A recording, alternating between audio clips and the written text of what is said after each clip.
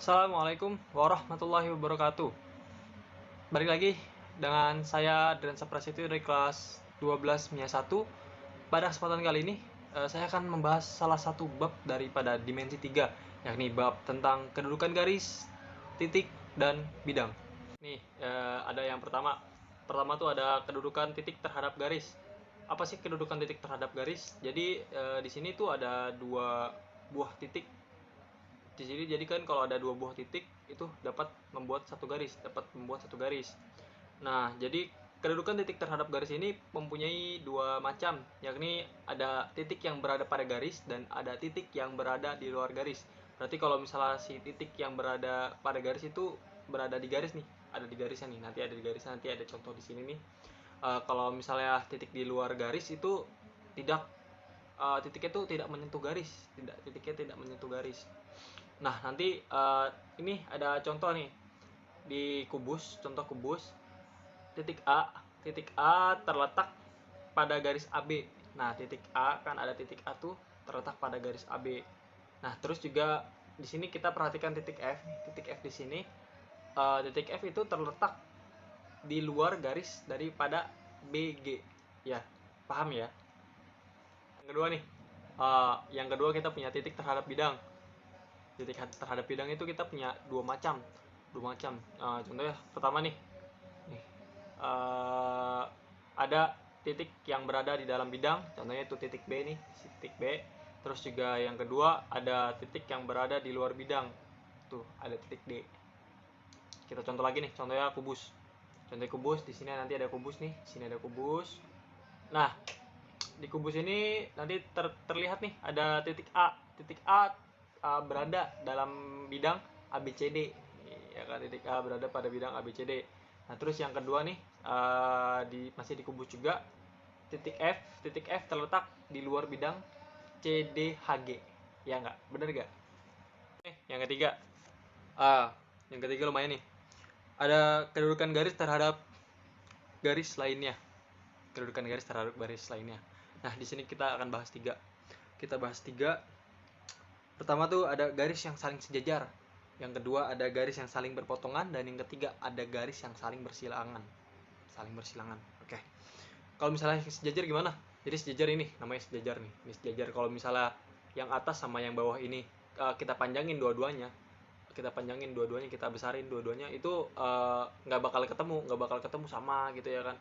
Terus antara panjang yang atas dan panjang yang bawah tuh sama. Nah gitu. Terus kalau misalnya yang saling memotong ya kan. Nah, kalau yang memotong gini, jadi nanti ada ketemu titik temunya nih, yang tengah ini ketemu titik temu atau titik potongnya. Terus kalau misalnya yang saling bersilangan, misalnya ini kita ibaratin ini satu bidang ya, satu bidang. Terus ini nanti ada garis nih, ada garis gini ya kan, garis ke sana. Terus nanti garis satunya lagi tuh yang gini, ini anggap ini tembus ke sini gitu ya, set gitu. Nah, itu namanya saling bersilangan. Nah, kita contohin lagi nih sama si kubus. Nah,